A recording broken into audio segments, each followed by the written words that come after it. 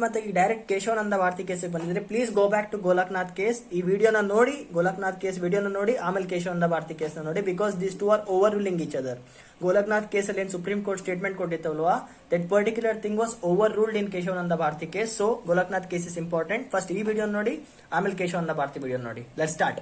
Most important case ಏನಿದೆ Indian ಹಿಸ್ಟ್ರಿಯಲ್ಲಿ, it is Keshavananda Bharati case. Okay, it is Keshavananda Bharati case, one of the longest running cases in India. 68 ದಿನ ಆಗಿದೆ, 68 sitting ಇದೆ ಈ particular ಕೇಸ್ಗೋಸ್ಕರ. It's one of the most complicated case, a challenging case in the Indian history. Indian judicial ಹಿಸ್ಟ್ರಿಯಲ್ಲಿ ಇದು one of the most challenging cases.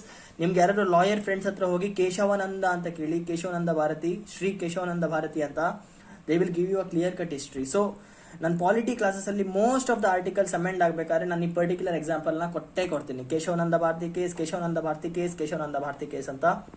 So ಅದಕ್ಕೋಸ್ಕರ ಒಂದು detailed view ಕೊಡ್ತಾ ಇದ್ದೀನಿ. Let's go for this.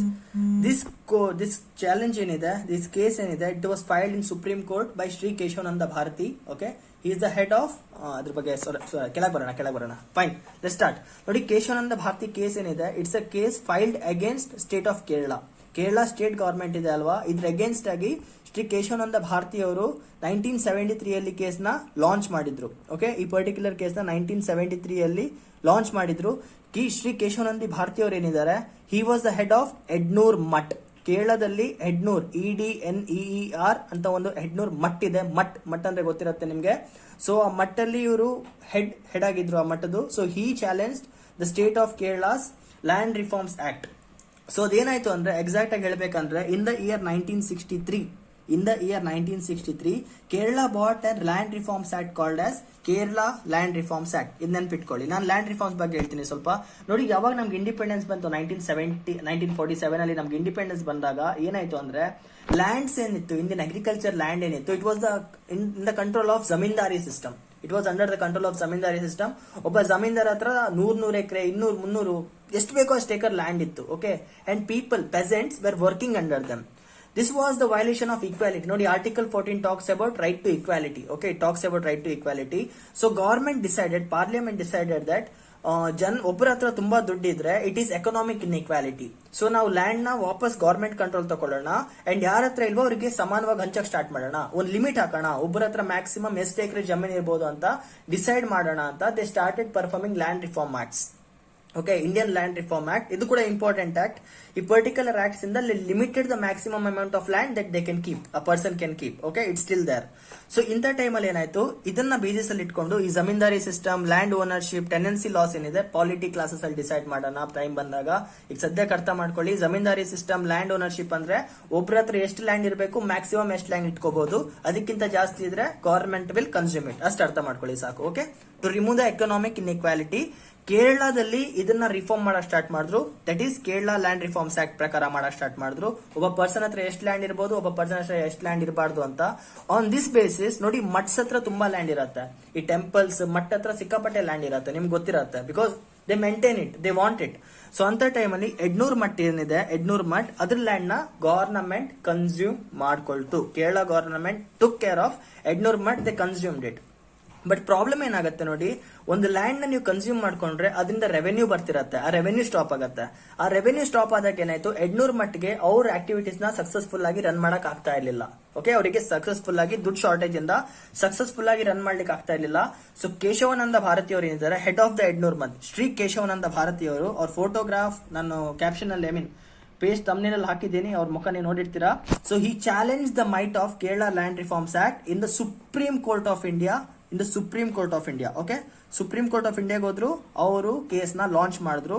ಯಾವ ಬೇಸಿಸ್ ಮೇಲೆ they told that it's violating my article 19 1 clause F. This is right to property. Fundamental rights chapter ಅಲ್ಲಿ ಇದ್ರ ಬಗ್ಗೆ ಮಾತಾಡೋಣ. Article 14 is right to equality. Article 25 is right to religion, ನೀವು religion ನ practice ಮಾಡಬಹುದು. Article 26 is religious affairs. Okay, ಇದ್ರ ಬಗ್ಗೆ upcoming fundamental rights chapter ಅಲ್ಲಿ ಕವರ್ ಮಾಡ್ತೀನಿ, don't worry articles. So main important article 19 clause 1 clause F, this is right to property. Right to property was a fundamental right back then. ಆಯ್ತಾ, ಈ ಜಮೀನ್ ಇಟ್ಕೊಳ್ಳೋದು, ಜಾಗ ಇಟ್ಕೊಳ್ಳೋದು, ಇಟ್ ವಾಸ್ ಫಂಡಮೆಂಟಲ್ ರೈಟ್. ಇವಾಗ it's a legal right, it's okay. ಅವಾಗ it was a fundamental right. So Keshavananda Bharati went to the lawyer Nanabhai Palkhivala. Okay, ಈ ಹೆಸರು ನೆನ್ಪಿಟ್ಕೊಳ್ಳಿ, Nanabhai Palkhivala. He is a legendary lawyer who has walked on the streets of Indian courts. ಆಯ್ತಾ, he is termed as the god of the lawyers for Indians. ನೀವು Indian lawyer ಹತ್ರ ಹೋಗಿ sir ನಾನಾಭಾಯ್ ಪಾಲ್ಕಿವಾಲಾ ಬಗ್ಗೆ ಕೇಳಿದ್ರೆ he will say he is the god. Okay, ಅವ್ರು ಯಾವ್ದಾದ್ರು case ನ ವಾದ ಮಾಡಿದ್ರೆ ಸೋಲುವಂತ ಚಾನ್ಸಸ್ ತುಂಬಾ ಕಮ್ಮಿ. He is one of the greatest lawyer ever walked in the courts of India. ಇದು ನೆನ್ಪಿಟ್ಕೊಳ್ಳಿ. So taking the help of Nanabhai Palkhivala, Keshavananda ಭಾರತಿಯವರು ಸುಪ್ರೀಂ ಕೋರ್ಟ್ ಹೋಗಿ ಪೆಟಿಷನ್ ನ ಫೈಲ್ ಮಾಡ್ತಾರೆ. ಸರ್, ಈ particular Kerala land reforms act ಏನಿದೆ, ಇದನ್ನ ಆರ್ಟಿಕಲ್ 19(1) ಕ್ಲಾಸ್ 1 ಕ್ಲಾಸ್ ಎಫ್ ನ ವೈಲೇಟ್ ಮಾಡ್ತಾ ಇದೆ. ನನ್ನ ರೈಟ್ ಟು ಈಕ್ವಾಲಿಟಿ ನ ಕ್ವಶನ್ ಮಾಡ್ತಾ ಇದೆ. ನನ್ನ ರಿಲಿಜಿಯಸ್ ನು ಕ್ವಶನ್ ಮಾಡ್ತಾ ಇದೆ, ರಿಲಿಜಿಯಸ್ ಅಫೇರ್ಸ್ ನು ಕ್ವಶನ್ ಮಾಡ್ತಾ ಇದೆ. ಪ್ಲೀಸ್ ನನಗೆ ನ್ಯಾಯ ಕೊಡಿ ಅಂತ. ಓಕೆ, ಅದೇ ಟೈಮ್ ಅಲ್ಲಿ ನಿಮ್ಗೆ ಗೊತ್ತಿರಬೇಕು, ಸುಪ್ರೀಂ ಕೋರ್ಟ್ ಅಲ್ಲಿ ಸಿಕ್ಕಾಪಟ್ಟೆ ರೆವಲ್ಯೂಷನರಿ ಕೇಸಸ್ ನಡೀತಾ ಇತ್ತು. ಓಕೆ, ಸುಪ್ರೀಂ ಕೋರ್ಟ್ ಅಲ್ಲಿ ರೆವಲ್ಯೂಷನರಿ ಕೇಸಸ್ ನಡೀತಾ ಇತ್ತು. ಅದರಲ್ಲಿ ಒಂದು Golaknath versus state of Punjab ಅಂತ. ಈ ಕೇಸ್ ನಾನು ಸಪರೇಟ್ ಆಗಿ ಹ್ಯಾಂಡಲ್ ಮಾಡ್ತೇನೆ, ಡೋಂಟ್ ವರಿ, ಸಪರೇಟ್ ಆಗಿ ಹ್ಯಾಂಡಲ್ ಮಾಡ್ತೇನೆ. Even that case was running in supreme court. Okay, ಆ ಟೈಮಲ್ಲಿ ರನ್ ಆಗ್ತಾ ಇತ್ತು. ಸೊ ನಾವು ಈ ಕೇಸ್ ಬಗ್ಗೆ ಸಪರೇಟ್ ವಿಡಿಯೋ ಬರುತ್ತೆ, Golaknath versus state of Punjab. It is also regarding the land reforms. Chill it out, most probably, I am not sure, ಮರ್ತೋಗಿದೆ, but it's fine, ಬಿಟಾಕಿ. It was the clash between Golaknath versus state of Punjab ಏನಿದೆ. It was a clash between the powers of the parliament. That is, parliament ನಾನು ಏನ್ ಬೇಕಾದ್ರೂ amend ಮಾಡ್ತೀನಿ, ಆ constitution ನ ಎಷ್ಟು ಬೇಕಾದ್ರೂ ಅಮೆಂಡ್ ಮಾಡ್ತೀನಿ, ಅದಕ್ಕೆ ನನಗೆ ಅಬ್ಸಲ್ಯೂಟ್ ಪವರ್ ಇದೆ ಅಂತ. ಅಮೆಂಡ್ಮೆಂಟ್ ಗೊತ್ತು ತಾನೆ, they can change the clauses of the articles. This is called as amending the constitution. ನಾನು ಇದನ್ನ ಕವರ್ ಮಾಡಿದ್ದೇನೆ already. So there was a clash that in ಇದರಲ್ಲಿ Golaknath versus state of Punjab ಅಲ್ಲಿ ಕ್ಲಾಶ್ ಏನಿತ್ತು. ನಾನು ಏನ್ ಬೇಕಾದ್ರೂ ಅಮೆಂಡ್ ಮಾಡ್ತೀನಿ, ನಾನು ಎಷ್ಟು ಬೇಕಾದ್ರೂ ಅಮೆಂಡ್ ಮಾಡ್ತೀನಿ, ನನಗೆ ಕಂಪ್ಲೀಟ್ ಅಥಾರಿಟಿ ಇದೆ ಅಂತ ಪಾರ್ಲಿಮೆಂಟ್. ಜುಡಿಷಿಯರಿ ಏನ್ ಹೇಳ್ತಾ ಇತ್ತು, ಗುರು ಸ್ವಲ್ಪ ಸಮಾಧಾನ ಮಾಡ್ಕೋ, ನಿನಗೆಲ್ಲ ಅಮೆಂಡ್ ಮಾಡಕ್ಕೆ ಅಥಾರಿಟಿ ಇಲ್ಲ ಅಂತ ಸ್ವಲ್ಪ ಕ್ಲಾಶಸ್ ಆಗ್ತಿತ್ತು. ಸೊ ನಾವು Kesavananda Bharati case gave the solution to multiple cases that were stuck in supreme court.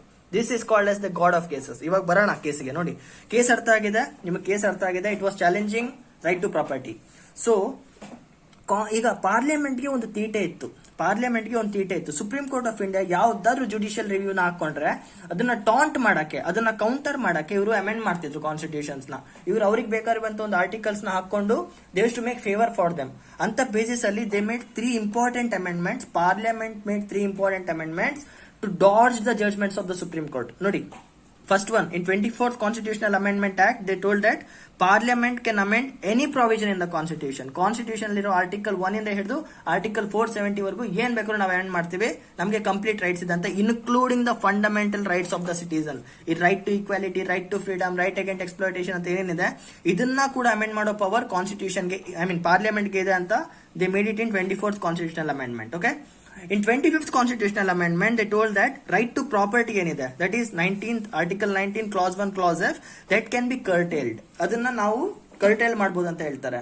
In case of government ಏನಾದ್ರು ಸ್ಕೀಮ್ ನ ಇಂಪ್ಲಿಮೆಂಟ್ ಮಾಡಬೇಕು, ಗವರ್ಮೆಂಟ್ ಜನಕ್ಕೆ ವೆಲ್ಫೇರ್ ಮಾಡ್ಬೇಕಂತ ಇದ್ರೆ they can take off your property ಅಂತ ಆರ್ಟಿಕಲ್ 25th ಅಮೆಂಡ್ಮೆಂಟ್ ಅಲ್ಲಿ they clarified it. Okay, parliament is making this rules. ಅವ್ರಿಗೆ ಏನ್ ಬೇಕೋ ಅದು ಅವ್ರು ಫೇವರ್ ಮಾಡ್ಕೊಳ್ತಾ ಇದ್ರು. In the same way, that is 29th constitutional amendment ಅಲ್ಲಿ they told that land reforms ಏನಿದೆ ಅದನ್ನ ನಾವು ಶೆಡ್ಯೂಲ್ 9 ಗೆ ಹಾಕ್ತಾ ಇದ್ದೇವೆ. ಗಾಯ್ಸ್, ನಾನು ಶೆಡ್ಯೂಲ್ಸ್ ಬಗ್ಗೆ ಬಾಯ್ ಬಡ್ಕೊಂಡಿದ್ದೆ. ನಿಮಗೆ ನೆನಪಿದ್ರೆ schedule 9, what is schedule 9? Revision ಮಾಡ್ಕೊಳ್ಳಿ, ಗೊತ್ತಿಲ್ಲ ಅಂದ್ರೆ. ಶೆಡ್ಯೂಲ್ 9 ಅಲ್ಲಿ ಬರುವಂತ ಪ್ರಾವಿಷನ್ಸ್ ನ ಜುಡಿಷಿಯಲ್ ರಿವ್ಯೂ ಹಾಕೋಂಗಿಲ್ಲ. It is there to dodge the judicial review. Okay, ಇದ್ರ ಒಳಗೆ ಯಾವುದೇ ಶೆಡ್ಯೂಲ್ ಅಲ್ಲಿ ಯಾವುದೇ ಆರ್ಟಿಕಲ್ ಬಂದು 9 ಶೆಡ್ಯೂಲ್ ಒಳಗೆ it's not subjected to judicial review. And they told that land reforms act are under article 9, schedule 9. So supreme court ಸ್ವಲ್ಪ ಸುಮ್ಮನೆ ಇರು, ನಿನ್ಗೇನು ಮಾಡಕ್ಕಾಗಲ್ಲ ಅಂತ. ಓಕೆ, ನಾವು what was Keshavananda Bharati case challenging the might? It challenged the Land Reforms Act. Okay, it challenged the Land Reforms Act, and it also challenged the might of all the 3 amendments. So now case ಅಲ್ಲಿ ಏನಿದೆ, what is it asking? ಆ case ಈಗ overview ಕೊಡ್ಬೇಕಂದ್ರೆ it was asking, can parliament amend anything and everything? If yes, how much? Parliament can amend everything and anything ಅಂದ್ರೆ fundamental right ಕೂಡ amend ಆಗ್ತಾ ಇದೆ. Right to property is getting amended. It was back then fundamental right in 1973. and to what extent? So to give this judgment, Supreme Court of India took up 13 bench judgment. 13 bench ಅಂದ್ರೆ 13 ಜನ supreme court judges ಕೂತ್ಕೊಂಡಿದ್ದಾರೆ ಈ ಕೇಸ್ಗೋಸ್ಕರ. Just imagine, there were 13 judges to give a judgment for this. And I believe this is the largest bench ever sat in any case in Supreme Court. I am not sure, check ಮಾಡಿ. 13 bench judgment is the largest bench in Supreme Court till date. So 7/6 majority ಅಲ್ಲಿ judgment ಬಂದಿದೆ. ಅಂದ್ರೆ 7 judges ಒಂದು judgment ಗೆ ಕಡೆ ತಲೆ ಬಾಗಿದ್ರು, 6 judges they voted opposite of it. Okay, 6 judges opposite, 7 judges towards one side. So 13 ಜನರಲ್ಲಿ 7 ಜನರ ಸ್ಟೇಟ್ಮೆಂಟ್ ಏನಾಗಿತ್ತು ಅಂದ್ರೆ, judgment overruled the Golaknath versus state of Punjab case. Golaknath versus state of Punjab ಅಲ್ಲಿ ಏನಿತ್ತು ಆ ಕೇಸ್ ನ ಓವರ್ ರೂಲ್ ಮಾಡಿದೆ. Don't worry, Golaknath versus state of Punjab ಅಲ್ಲಿ ಏನಿದೆ ಅದನ್ನ ನಾನು ಇವತ್ತೇ ಅಪ್ಲೋಡ್ ಮಾಡ್ತಾ ಇದ್ದೀನಿ. This is about amending. This is like parliament cannot amend each and everything ಅಂತ ಏನಿತ್ತು, it overruled Golaknath versus state of Punjab case. ಅದು ಆ ವಿಡಿಯೋ ಬರುತ್ತೆ, ಆ ವಿಡಿಯೋ ಬಂದ ನಿಮ್ ಕ್ಲಾರಿಟಿ ಬರುತ್ತೆ. ಈ ಅಮೆಂಡ್ಮೆಂಟ್ ಬಗ್ಗೆ ನೋಡಿ, what is this judgment.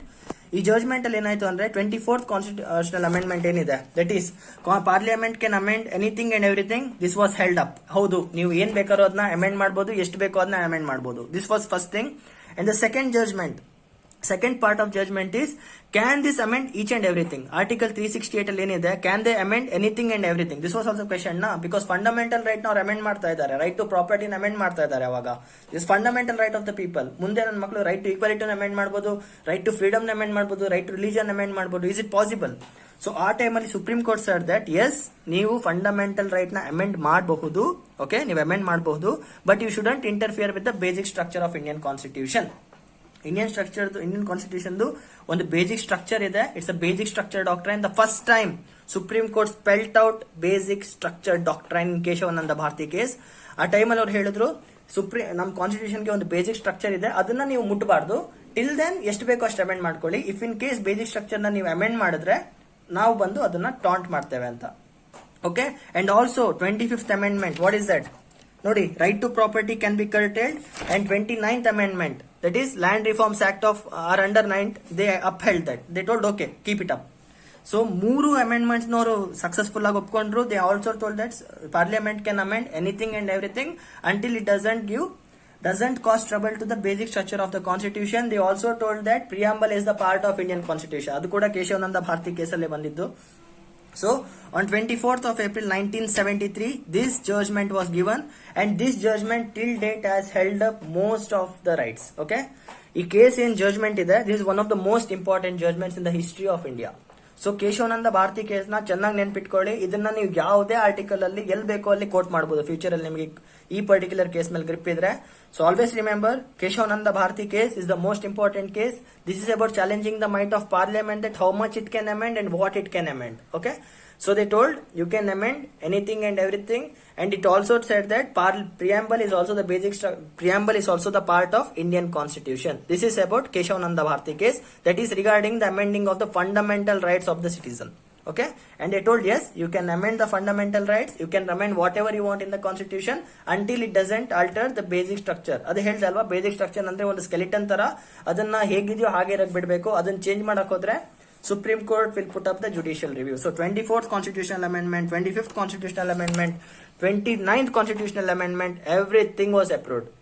Okay, but today right to property is no more a fundamental right, it is a legal right. Okay, ಇಷ್ಟು ಅರ್ಥ ಆಗಿದೆ ಅಂತ ಅನ್ಕೊಳ್ತೇನೆ. So what is Golaknath versus state of Punjab, ಆ ವಿಡಿಯೋ ಕೂಡ ಬರುತ್ತೆ. ಆ ವಿಡಿಯೋನ ನೋಡಿ ಅವಾಗ ಅರ್ಥ ಆಗತ್ತೆ. ಓಕೆ, ಜೈ.